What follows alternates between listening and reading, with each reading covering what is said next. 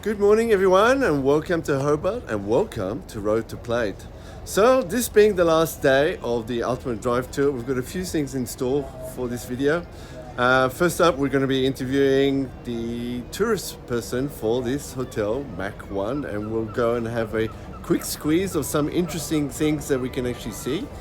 We're also going to interview the Anthony Moss, who's the director and founder of Ultimate Driving Tours, so we'll get a little bit of his ideas and thoughts about why he's done it and what are the key things that he likes about it.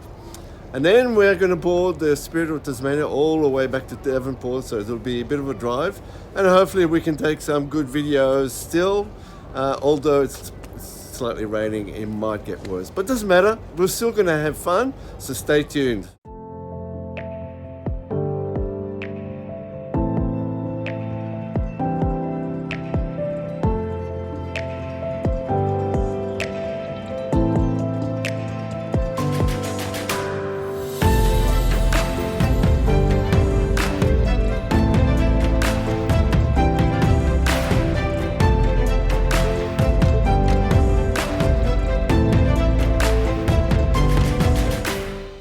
And this is a great opportunity to finally meet someone who's an expert about this hotel. So we got Louise Rowe as the master storyteller of this hotel. So Louise, give us a sort of background. How did this hotel come about? Yeah. And what's so special about the stories? Sure. Well, MACq's a really interesting place to be. We're one of two storytelling hotels in the world. We can't claim to be the first, but our angle is a little different. So the original first storytelling hotel has a different kind of tilt, and it has ladies who will come up to your room at night and read you a bedtime story in their underwear. We don't do that here at MACq, so we can't claim to follow that vein. But what we do is we tell stories that connect people. Okay. So, yeah. That's critical. Yeah, definitely. It's much better than the underwear. Yes, and it's funny because storytelling has been brought up, as you said, as when we were kids, or parents used to read us the stories, so this is quite an interesting thing, and a focus. Yeah, well, storytelling has a way of connecting people, and that's what we want to do here at MACq. We want to connect you to your convict past, to the history of the Palawa, to industrialisation and to the whaling industry, and we tell it through stories of characters. So I did a little bit of research, as I mentioned to Louise before. So you've got 114 rooms, but the interesting part is each room has a unique character. Yeah. Can you tell us a little bit more about that? Yeah, 114 rooms, 114 different characters that have all had some kind of impact into Tasmania in some way. So we've got people who are from the 1800s. We've got people like Greg Irons, who are from Bonorong, the director of Bonorong Animal Sanctuary, who was instrumental in helping feathered, furred or finned creatures to survive when they've got very little hope. So all different walks of life these people come from, but they all have a really cool story to tell. Excellent.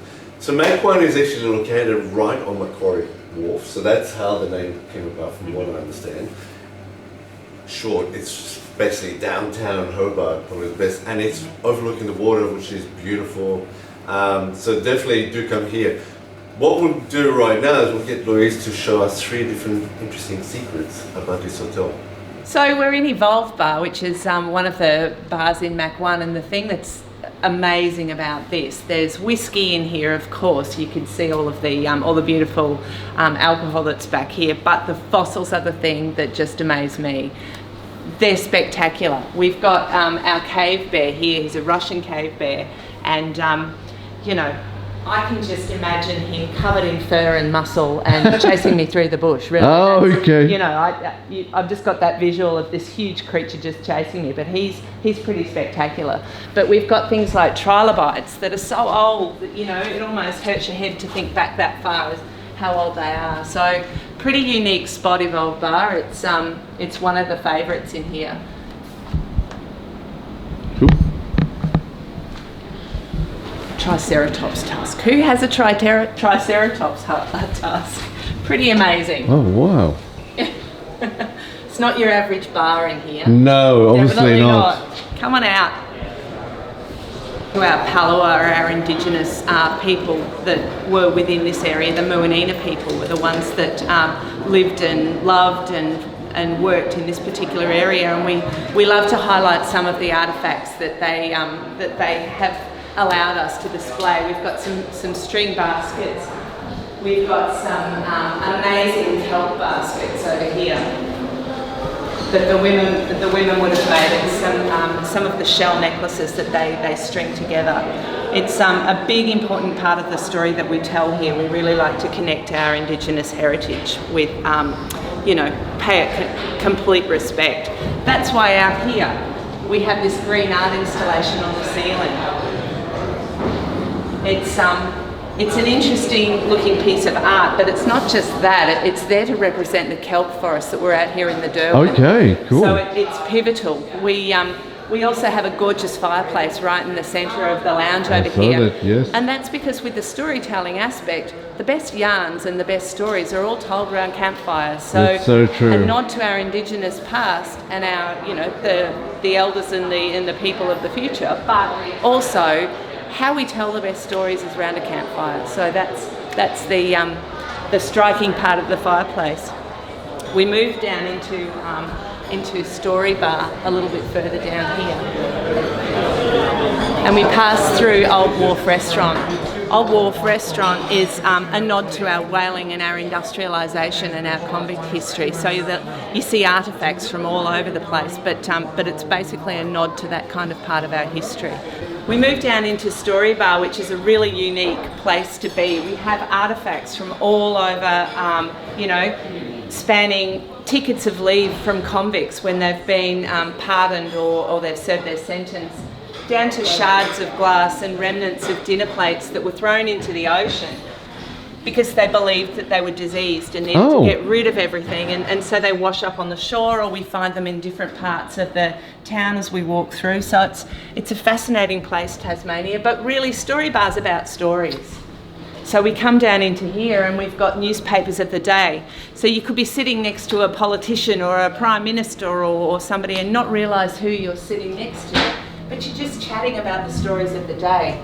So it's all about storytelling here at MACq, and that's what we feel we do best, whether we're talking about our convict history or we're talking about the bridge that collapsed, or who's in the footy this week. We span a range of all sorts of things. Yeah, amazing. It's great. It's a great concept. Yes, it is. And it pulls at your heartstrings. It connects you to each other and to different aspects of the world, and gives you lifelong memories. Yeah, it does, certainly. It gives you time to reflect. Yes. It's also a really great place to sit and to chill and just to have a nice drink. Yeah. Great at Sydney to Hobart time when the racing yachts come barrelling down the Derwent. Yes. It's spectacular. Okay, great. Many thanks, Louise. You're Much very welcome. appreciated for your time. And great. No problem.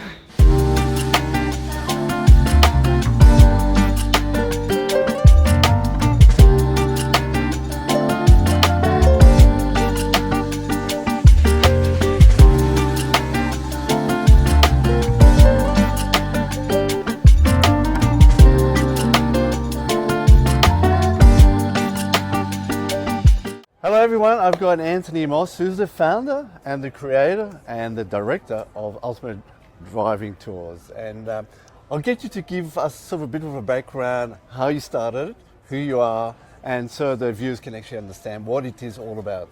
Yeah, well, thank you. Well, firstly, very warm welcome to one of our tours. I think you've had a bit of fun the last few days, driving some cars and nice food and things. But the business started as a bit of a hobby, like some businesses do, and I've always loved cars. I've always loved driving, and the point of the business was to find the best roads in the world, and then drive some really nice cars on them. It was really simple, but over the years it's evolved to a little bit more than that. We not only drive really nice roads, but we also book exceptional accommodation. We find the best places to eat and drink wine and other things. So really it's a combination of those things. What was sort of been the inspiration to start it all? I mean, you mentioned about your love of cars and so forth, but why there's three of them? Yeah, I don't know. I mean, obviously, I think they all combine really well. Like I say, we have an operations business in Europe, and we own our own vehicles, and our guests come from around the world to drive those vehicles. Here it's a little bit different because our guests are bringing their own cars, and we do all the organisation around. But I think that from memory, when going to Europe and I go and rent a car or do something, it's not just good enough to have a nice car. Because you can, I can give you a list of 100 places in the world you can go and rent cars from, but where are you going to drive it? Where are you going to store it overnight? Is it going to be safe? Is it going to be okay? The road's going to be good? All those things. And I think there's a certain lifestyle which comes with these types of cars. Yeah. And I think combined, and I met my partner Julie about 10 years ago, 11 years ago, and she's been running the business with me for 10.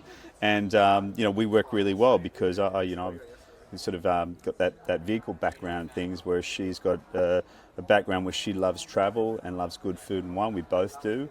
So to combine those passions has been amazing, and that's really the key. Yeah, it's amazing because from being on the front line and just seeing, we don't know what's happening in the back line. Yeah. And there's a lot of work and effort just to make it, work behind the scenes.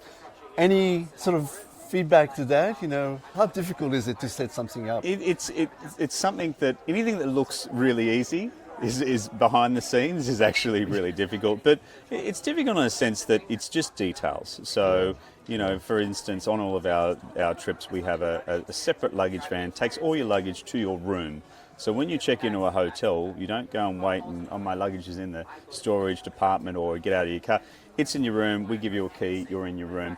Dinner's at this hour if it's a dinner time, and dinner's organised. And then we've found out your dietaries. We find out what you like to eat, what you don't like. If you've got any allergies, we find out what your favourite drink is. So all of those things are pre-thought of, and I think this is the level of detail that we go into, which is a little different, and it's quite unique, and it makes what we do really special, I think. Now, may I say, it's seamless. So being a consumer, it's been wonderful. Let me ask you a question. Why is Tasmania the ideal for supercars, or even for driving food and wine, which is what you do? Well, I think if Tasmania first came from the car scene, there's been a big rally event called the Target Tasmania, and this is a famous road rally. It's actually the longest road rally in the world. It's a 6-day event.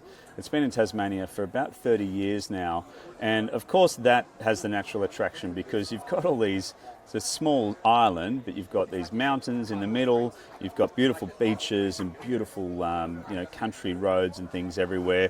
So it has all those things, and the road quality is actually very good too, because there's a lot of trucks on the road and things in mining areas, so they need to be very good tarmac. Yeah. But then over the last 10 years, Tasmania has really emerged as a food and wine location. So you've got Cape Grim in the north of the state, which is the world's purest land, where you've got beautiful beef and cattle, of course, there. But then you've got fisheries here, you've got salmon farming. You really can't find a bad place in Tasmania, food and wine related. And then you've got the wine industry, your Pinot Noirs and your Chardonnays and your cool climate wines. So, and on top of that, you've also got whiskies and gins now. Yeah, this is the new movement in the last 10 years. So, Yeah. so all these things combine to make it, I think, a very special vacation. We've got clients from around the world that want to come to Australia, and we actually tell them to come to Tasmania, because you really will love it. Americans and Europeans, yes, Sydney, amazing, waterways, Harbour Bridge, Opera House, Melbourne, cafes and lifestyle. Correct. But Tasmania does combine a lot. Climate can be a little tricky, it can be cool here, but this is, next stop Antarctica, south of here, so yeah. Look, I would add also, Tasmania is fantastic for wildlife. I mean, you got some of the marsupials here that you can't see anywhere, like the paddy pallants, but just amazing.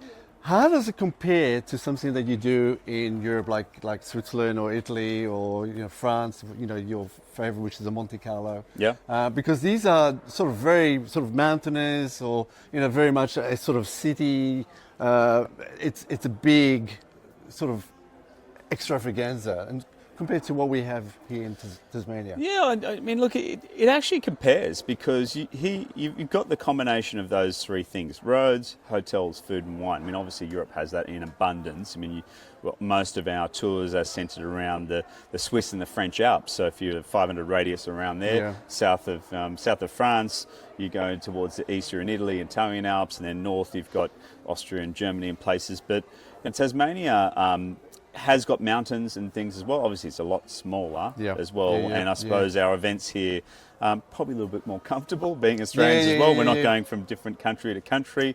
There's those things as well, but you know, in terms of the essence of an ultimate driving tour, it is everything planned. You arrive. This one's different because you brought your own vehicles, but on our tours overseas, we have our own fleet. And you really relax them because, you know, this morning you're driving the Ferrari, and then after lunch you're driving the Lamborghini, and you get to compare all those cars back to back, which is a big point of difference. Not a lot of companies in the world that do it that way, and we really love it because we get just that great feedback on people, not just the cars, but all the other things we do as well in terms of the locations. Last question, what's the highlight of the Tasmanian tour from your perspective? My perspective's always the same. It's always the people. I mean, I love the cars. I love the roads. Some of the last night's dinner, we had a beautiful multi-course degustation dinner at one of the best restaurants in Hobart. But it's always the people. I mean, you know, we're involved now. We're growing business. I'm the CEO, of course. I started it, but I have a whole team now around the world, salespeople and guest experience managers and things. But meeting the people, getting to know others, having that sort of just a shared experience always just makes me happy because I love seeing people enjoy my passions, the cars, the food, the wine, the hotels, and when we can do it in a way that they say that was just one of the best things I've done in my life, that really drives us, and we're always looking for how do we improve it, what do we do better next time. Look, so far it's been amazing from my perspective. I really enjoyed it, and actually very much enjoyed the people as well, and obviously you guys behind the scenes and so forth. It's been exceptional. And so with that, thank you, Anthony, much appreciated. What's the best way for someone that's watching this to get in contact with you? Straight to the website, ultimatedrivingtours.com. We've got a heap of collateral on there in terms of videos. We've got brochures you can download. You can pick up the phone and call us because some people like to do that. We always like to speak to everyone directly if they're considering a tour or they're booked on a tour. You'll always speak to myself or one of the team. But please come through us anytime and check out what we do. Great, thank you. Stay tuned for the next set of videos. Yeah, thank you. Thanks. Feeling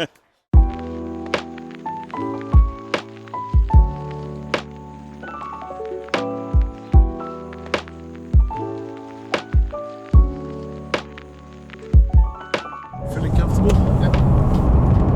Yeah, visibility is really shit. Yep. This is what happens when you drive a Porsche 911 GTS. You can't see anything.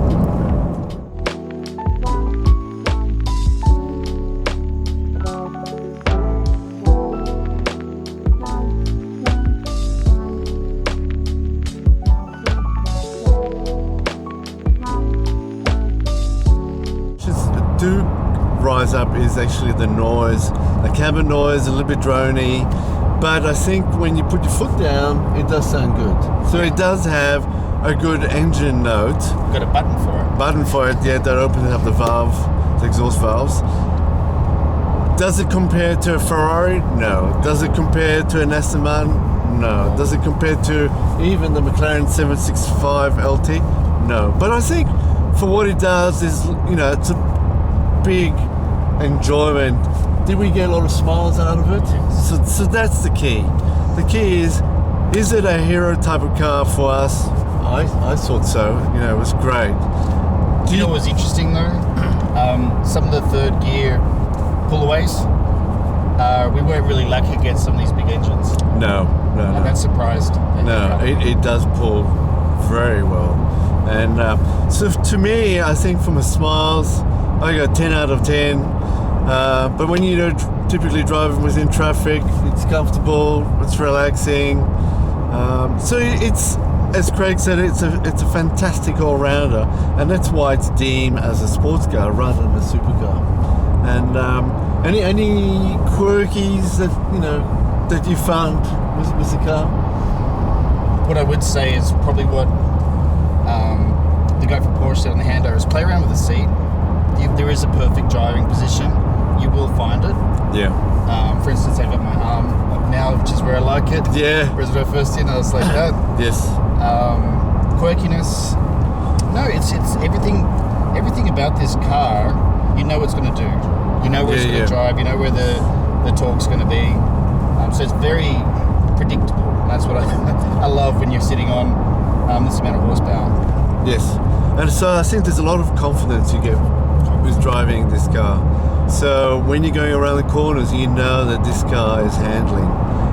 Even though we may not be the most brilliant drivers that you'll ever find, but the fact that you can sit behind it and feel confident with some certainty makes a big difference. So I highly enjoyed it. Let's touch briefly about the ultimate driving tour around Tasmania. So it was like a 5 days from once we touched in from Devonport all the way back. 10 out of 10 would do again. I think that what really was the best thing for me, we were with all these amazing cars and the amazing roads, but it was the people.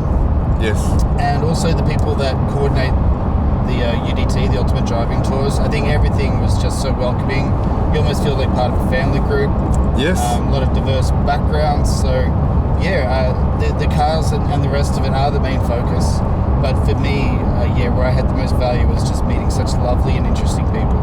Yeah, I would totally agree with that. I think, initially, when you bring a group of people, it's a little bit closed up and people are sort of more private, but I think over time, the talk about cars and the travels and obviously the wonderful food that we had and the wines, the cool climate wines that we got to taste along the way, just open up people's ability to just engage and just chat. And it was just wonderful. It's just wonderful to talk about the travels. And this is what it's all about, these type of cars, is if you have a nice car, it's about taking it out and traveling and experiencing it on nice open roads.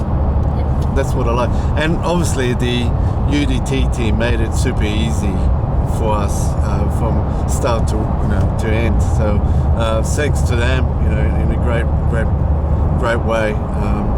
Any highlights? 99 bends. That was my highlight. Yes. I'd been obviously driving for almost 5 days this car by then. Felt supremely in control, and just some of the contours of the road and this car just meant you could cut some beautiful driving lines, and it felt like you're just floating. Yes, yeah. No, I very much enjoyed your driving as well. I very much liked the route that I took to Cradle Mountain. So those technical turns. First of the Targa, was it? Yeah. So that was great because you're sort of trying to engage and find out how to utilize this car, and obviously you just your ability is nowhere near what this car can do. No, but you did a great job on that technical piece of road, and we were definitely on the pace. So So overall, I think I would give it a 10 out of 10 as a smile factor. Is this a type of a hero car? Yes. Yeah. There you are. It's a hero car. And what was interesting is after a few, of the sections, a lot of the other drivers were a little bit more interested in this car. That's actually quite interesting. Yes. Correct. They're very interested to find out how this car behaves, why does it work so well, and I think it's just an all-rounder. Hello everybody, we are back at Porsche, and I'd like to thank Porsche Central, Porsche Melbourne. They're on 109, 111 Victoria Parade. So if you're looking to rent a car, come over here. Last set of words. Well, thank you, Porsche. It was a fantastic trip, and I felt really looked after by everyone. So, Thank you, and stay tuned for the next set of videos. Cheers.